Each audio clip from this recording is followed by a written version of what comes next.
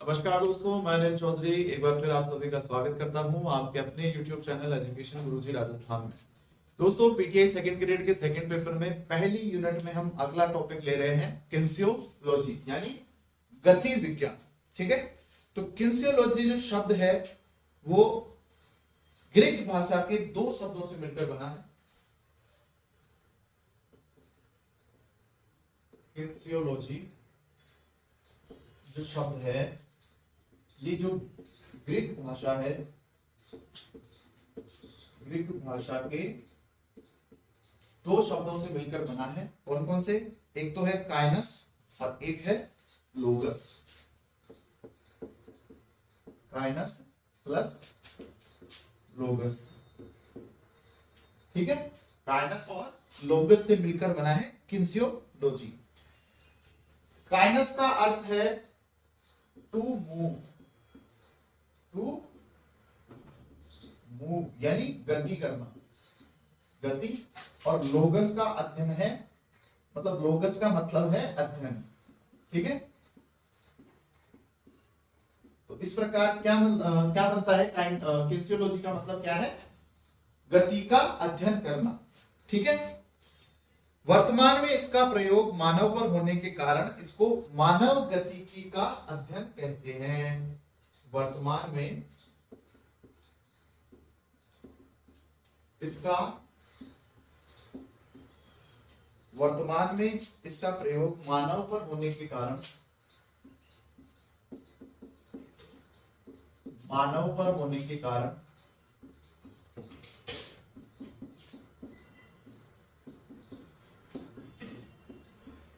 इसे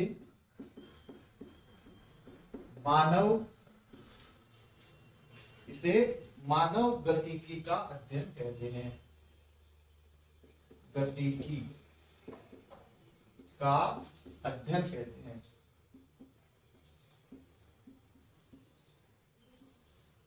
ठीक है,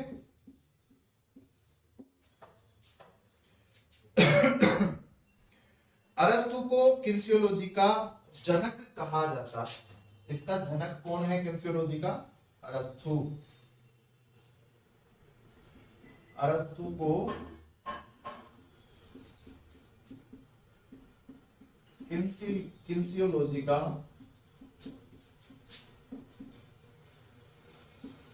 क्या माना जाता है? जनक माना जाता है। ठीक है, प्राचीन यूनान में 3 विद्यालय थे जिन्हें जिम्नेजियम कहा जाता था। प्राचीन यूनान में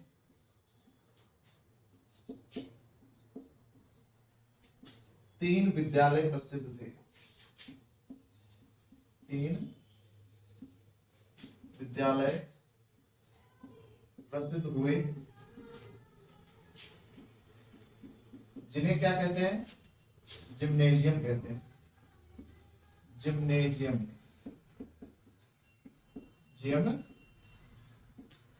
कहा जाता है। ठीक है, प्राचीन यूनान में 3 विद्यालय प्रसिद्ध हुए हैं जिनको क्या कहते थे? जिम्नेजियम कहा जाता था। अब वो 3 विद्यालय कौन कौन से थे वो देखते हैं। एक तो था लाइसियम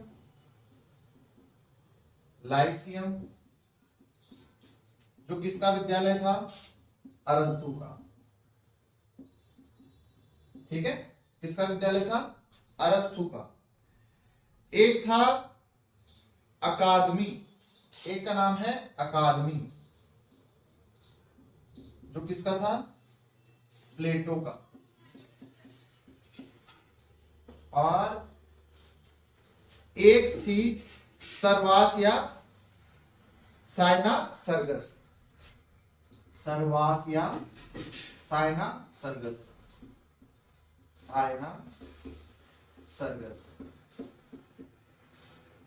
अब ये किसका था? ये था सेंट जेर्स। ये विद्यालय था सेंट जेर्स। ठीक है, तो ये 3 विद्यालय प्रसिद्ध हुए हैं जिनको क्या कहा जाता था? जिम्नेजियम कहा जाता था। ठीक है, और जो ये वाला विद्यालय है लाइसियम, अरस्तु का विद्यालय है, इसमें एक नियम था कि कोई भी विद्यार्थी स्थायी अवस्था में कोई भी अध्ययन नहीं करेगा। यानी आप किसी भी कोई भी अगर अध्ययन कर रहे हैं तो आपको कोई ना कोई क्रिया करनी होगी। बिना क्रिया करे आप कोई भी अध्ययन नहीं कर सकते। आपको पढ़ना भी है तो आप चलते चलते पढ़ोगे। ठीक है, यानी बैठे बैठे आपको कोई काम नहीं करना है। आपको कोई भी अध्ययन करना है, किसी भी चीज का अध्ययन करना है तो आपको क्रिया करते हुए वो कार्य करना है, वो अध्ययन करना है। ठीक है, ये किसके में नियम था? लाइसियम में, यानी अरस्तु के विद्यालय में ये नियम था। ये नियम क्यों रखा अरस्तु ने? क्या जरूरत पड़ गई थी? वे परेशान करने में मजा आ रहा था कि कोई दूसरी बात थी? उसको क्या करना था? वो इस दौरान क्रियाशील व्यक्तियों के चलने की क्रिया, चलने में मांसपेशियों का जो योगदान होता था और जो शरीर के अंदर ज्यामितीय अक्ष के चारों तरफ होने वाली हरकतें हैं, उन सभी का अध्ययन करता था। मतलब वो एक जगह बैठ जाता और उन सभी को देखता कि किसके क्रिया करने से किसका अधिक उपयोग हो रहा है, किस चीज से ये चल रहे हैं, मांसपेशियों का कितना योगदान है, ये सारी चीजों का अध्ययन अरस्तु इस दौरान करता था। इसीलिए ये नियम इसने बनाया था अपने विद्यालय में कि कोई भी व्यक्ति बिना क्रिया करे कोई भी कार्य नहीं करेगा। ठीक है, अरस्तु पहला व्यक्ति था जिसने मानव की गति क्रिया को समझाया। अरस्तु पहला व्यक्ति था जिसने मानव गति को समझाया। ठीक है, जिसने मानव गति को समझाया और इसने यह बताया कि शरीर में संतुलन की अवस्था होती है जो गति में भी बरकरार रहती है। किसने? अरस्तु ने बताया कि शरीर के अंदर संतुलन की अवस्था रहती है जो आप अगर गति कर रहे हो तो भी आपके अंदर बरकरार रहती है। यही पहला व्यक्ति था जिसने यह बताया कि गति को कुछ बाहरी कारक, जिन्हें बल कहते हैं, प्रभावित करते हैं। ठीक है, यानी इसी ने अरस्तु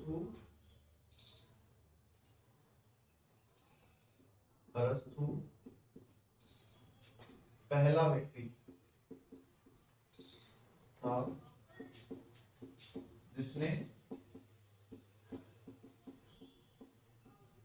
जिसने बताया कि शरीर में, जिसने बताया कि गति को कुछ बाहरी कारक, की गति को कुछ बाहरी कारक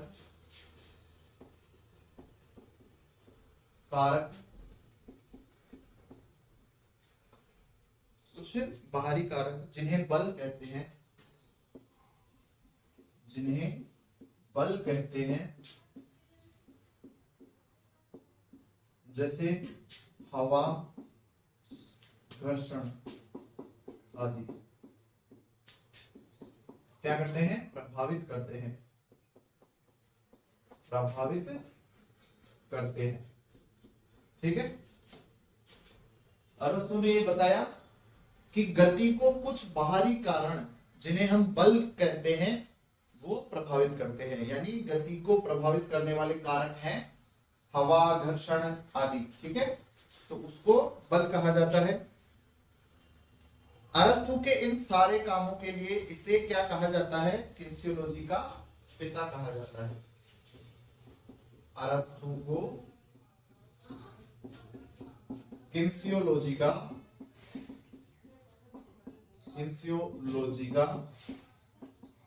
पिता कहा जाता है और जीव विज्ञान का पिता भी इसे ही कहा जाता है। ठीक है। जीव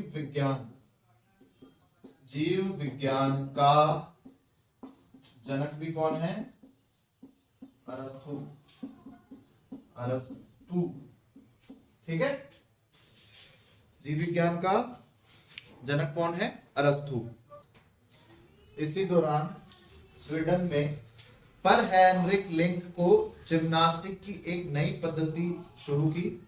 यानी पर हेनरिक लिंक ने स्वीडन के अंदर जिम्नास्टिक की एक नई पद्धति शुरू की जिसको स्वीडिश जिम्नास्टिक कहा गया। ठीक है। इसी दौरान स्वीडन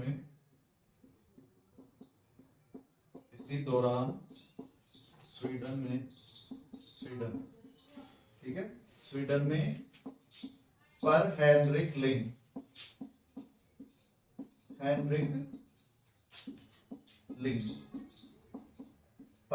लिंग ने जिम्नास्टिक की एक नई पद्धति शुरू की। जिम्नास्टिक की एक नई पद्धति शुरू की।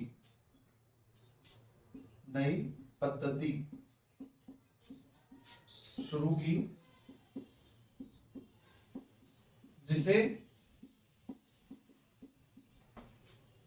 स्वीडिश जिम्नास्टिक कहा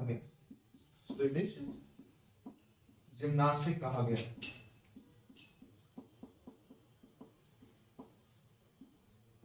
क्या कहा गया? स्वीडिश जिम्नास्टिक कहा गया। ठीक है। इस जिम्नास्टिक के माध्यम से पर हेनरिक लिंग ने बीमार लोगों का उपचार करना शुरू किया। तो इसे किस नाम से जाना गया? मेडिकल जिम्नास्टिक भी इसको कहा गया। इसे ही आगे चलकर मेडिकल जिम्नास्टिक भी कहा गया। क्यों जिम्नास्टिक भी कहा गया? क्यों कहा गया? क्योंकि पर हेनरिक लिंग ने इसकी सहायता से जो बीमार व्यक्ति थे उनका उपचार शुरू करना प्रारंभ कर दिया, जिससे इसका नाम आगे चलकर क्या पड़ गया? मेडिकल जिम्नास्टिक भी इसको कहा गया। इस जिम्नास्टिक में शारीरिक व्यायाम के माध्यम से उपचार किया जाता था, अतः इसे फिजिकल थेरेपी भी कहा गया।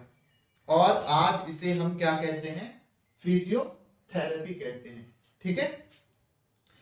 स्वीडन विश्व का पहला देश बना जिसने फिजियोथेरेपी के क्या देना शुरू किए? लाइसेंस देना शुरू किए। स्वीडन विश्व का पहला देश बना। स्वीडन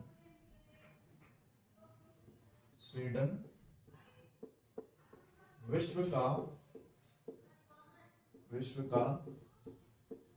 पहला देश बना जिसने फिजियोथेरेपी के क्या देना शुरू किए? लाइसेंस। जिसने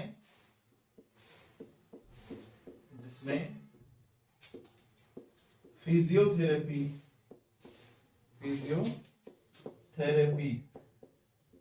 के लाइसेंस देना शुरू किए।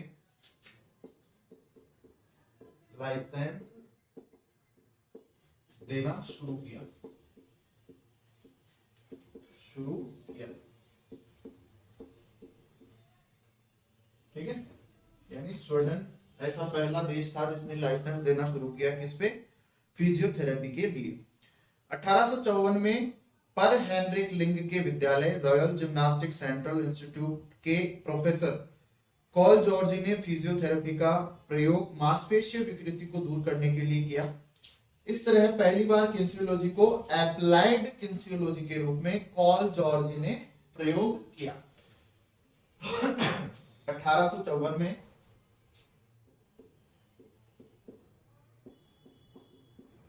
पर हेनरिक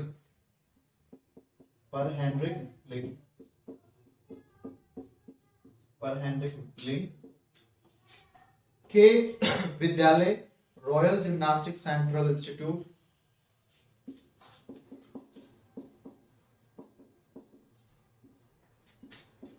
रॉयल जिम्नास्टिक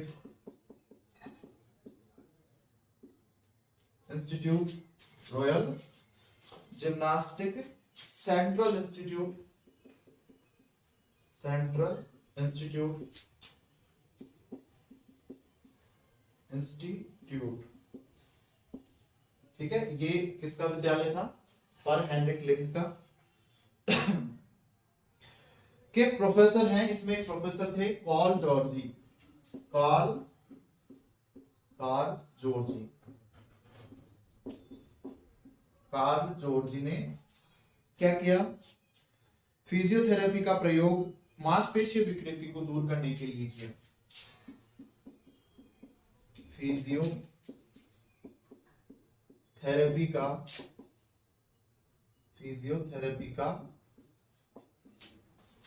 प्रयोग मांसपेशीय विकृति को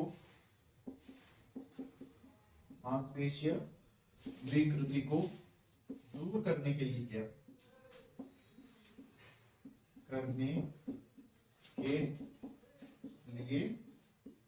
किया, इस प्रकार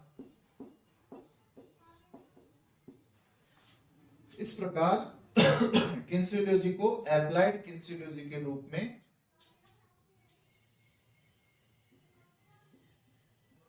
किन्सियोलॉजी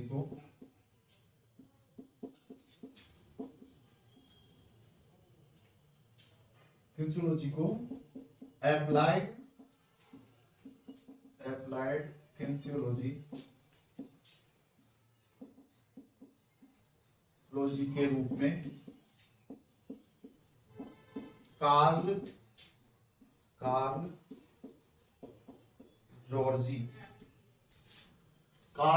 जॉर्जी ने परिभाषित किया या प्रयोग किया,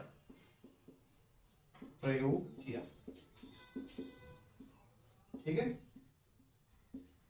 यानी 1854 में पर हेनरिक लिंक के विद्यालय रॉयल जिम्नास्टिक सेंट्रल इंस्टीट्यूट के कॉल जॉर्जी प्रोफेसर थे, ने फिजियोथेरेपी का प्रयोग मांसपेशीय विकृति को दूर करने के लिए किया। इस प्रकार किन्सियोलॉजी को एप्लाइड किन्सियोलॉजी के रूप में कार्ल जॉर्जी ने प्रयोग किया, ठीक है।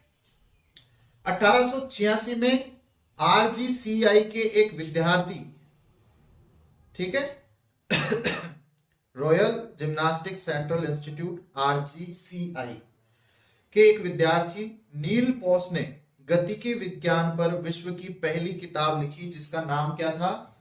Special kinesiology and educational gymnastic. ये पहली विश्व की गतिकी विज्ञान पर किताब लिखी गई नील पोस के द्वारा।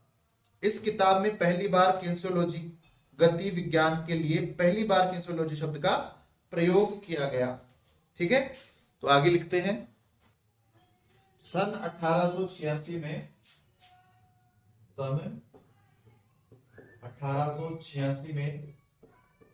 RGCI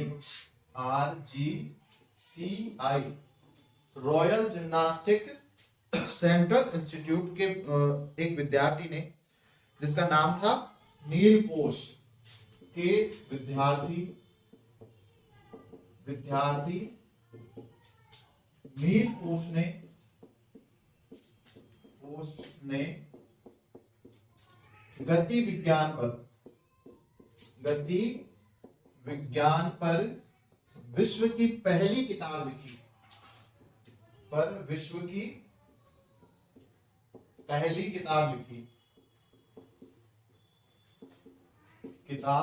लिखी, जिसका नाम क्या था? जिसका नाम है special kinesiology and educational gymnastic. Special किन्सियोलॉजी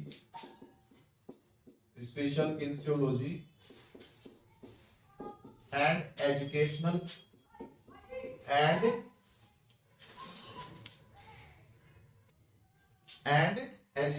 gymnastic. Educational gymnastic, gymnastic, ये था किताब का नाम। नील बोस ने ये लिखी थी। विश्व की पहली किताब है किसके ऊपर? गति विज्ञान के ऊपर। इस किताब में पहली बार किन्सियोलॉजी शब्द का प्रयोग किया गया। गति की विज्ञान के लिए किसका प्रयोग किया गया? पहली बार किन्सियोलॉजी का प्रयोग किया गया।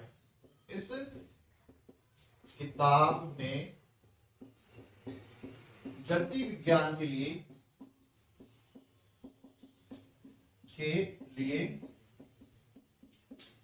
पहली बार किन्सियोलॉजी शब्द का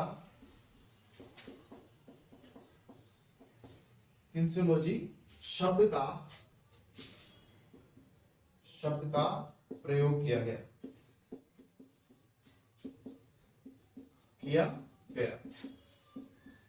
ठीक है, किन्सियोलॉजी शब्द का प्रयोग किया गया।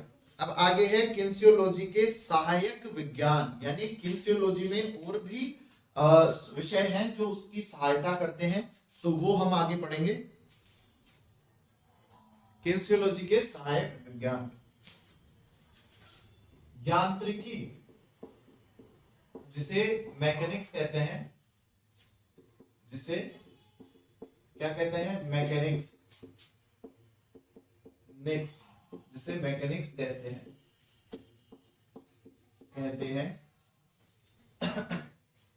इसके खोजकर्ता कौन है? Galileo Galilei. यांत्रिकी के खोजकर्ता कौन है? Galileo Galilei. ठीक है, गैलीलियो गैलीली किसके खोजकर्ता है? यांत्रिकी के। यांत्रिकी में क्या होता है? इसमें गति पर बल के प्रभाव का अध्ययन किया जाता है। इसमें गति पर बल के प्रभाव का अध्ययन किया जाता है। ठीक है, इसमें क्या किया जाता है? गति पर बल के प्रभाव का अध्ययन किया जाता है। यांत्रिकी के सिद्धांतों को मानव शरीर पर लागू किया जाता है तो इसे जैव यांत्रिकी या बायोमैकेनिक्स कहा जाता है। ठीक है, जब यांत्रिकी के सिद्धांतों को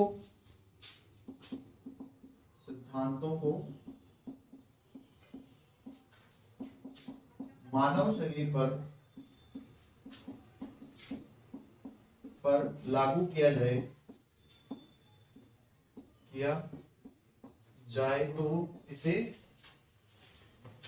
तो इसे क्या कहते हैं? तो इसे जैव यांत्रिकी या इंग्लिश में इसको क्या कहेंगे? बायोमैकेनिक्स।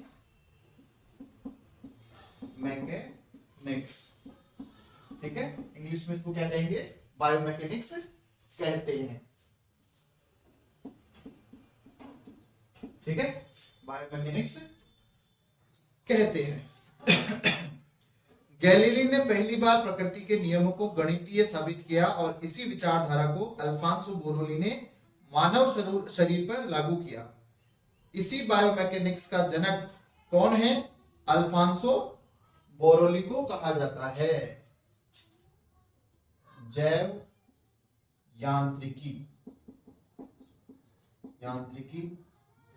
या इसको हम क्या कहते हैं इंग्लिश में? बायोमैकेनिक्स। मैकेनिक्स का जनक कौन है? जनक है अल्फांसो बोरोली।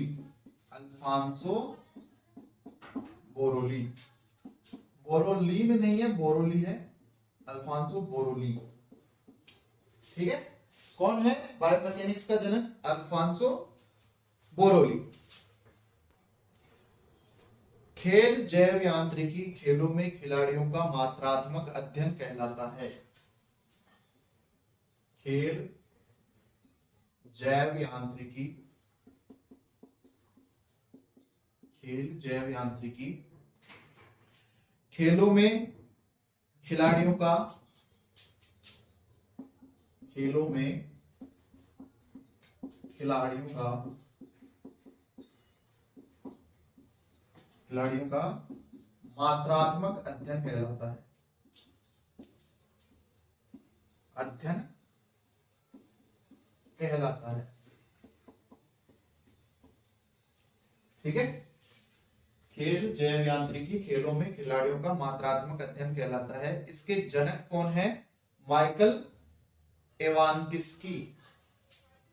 इसके जनक कौन है? माइकल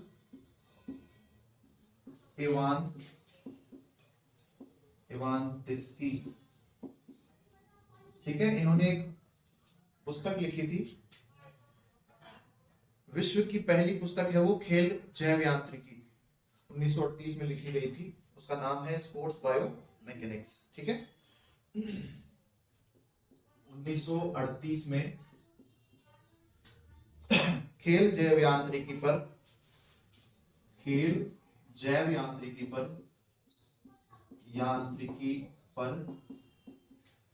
विश्व की पहली पुस्तक लिखी गई। किसके द्वारा?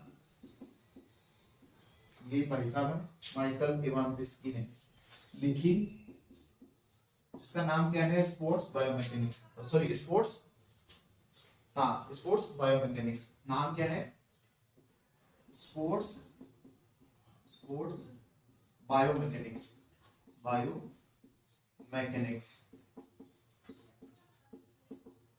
ठीक है, sports biomechanics.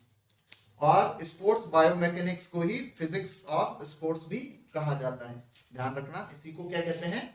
Sports of physics. इसी का दूसरा नाम हम लिख लेते हैं यहाँ पे, sports of physics.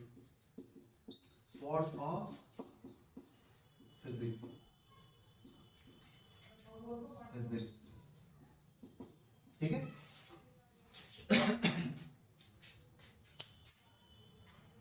Sorry, sports of physics नहीं है, फिजिक्स ऑफ स्पोर्ट्स है। फिजिक्स गलत लिख दिया, फिजिक्स ऑफ स्पोर्ट्स सही कर लेना इसको, फिजिक्स ऑफ स्पोर्ट्स। इसी का दूसरा नाम है फिजिक्स ऑफ स्पोर्ट्स। ठीक है, आगे है anatomical kinesiology. Anatomical kinesiology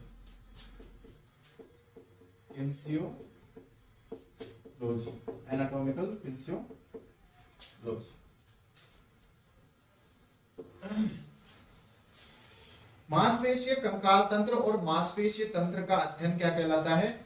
anatomical physiology कहलाता है। मांसपेशीय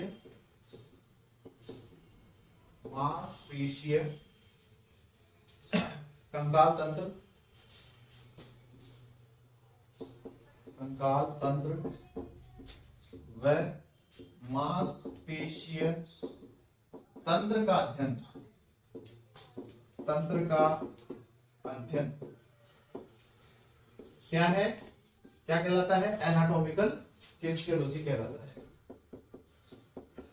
एनाटॉमिकल किन्सियोलॉजी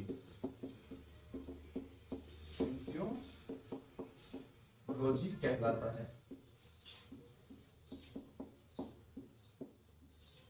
ठीक है, एनाटॉमिकल किन्सियोलॉजी मांसपेशीय कंकाल तंत्र व मांसपेशीय तंत्र का अध्ययन एनाटॉमिकल किन्सियोलॉजी कहलाता है।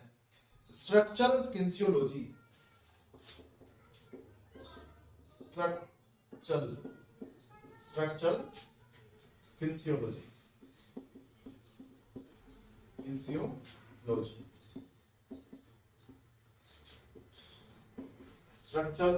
क्या है? मांसपेशियों का शरीर की विभिन्न गतियों में शामिल होने का अध्ययन ही स्ट्रक्चरल क्या है? किन्सियोलॉजी है। मांसपेशियों का शरीर की विभिन्न गतियों में शामिल होना। मांसपेशियों का, अरे लाइट चली गई, दिख रहा होगा, ये लास्ट है वैसे भी। तो मांसपेशियों का शरीर की गति में शामिल होना, शरीर की गतियों में शामिल होना, गतियों में शामिल होना ही क्या है, क्या है? स्ट्रक्चरल एनाटॉमी, और सॉरी किन्सियोलॉजी, स्ट्रक्चरल किन्सियोलॉजी कहलाता है, किन्सियोलॉजी कहलाता है। ठीक है, ठीक है दोस्तों, आज के लिए इतना काफी है, लाइट भी गई है, तो अब अगली कक्षा में देखते हैं क्या पढ़ेंगे। ठीक है, धन्यवाद। अगर वीडियो पसंद आए तो ज्यादा से ज्यादा शेयर कीजिए, सब्सक्राइब कीजिए अपने दोस्तों के साथ। धन्यवाद।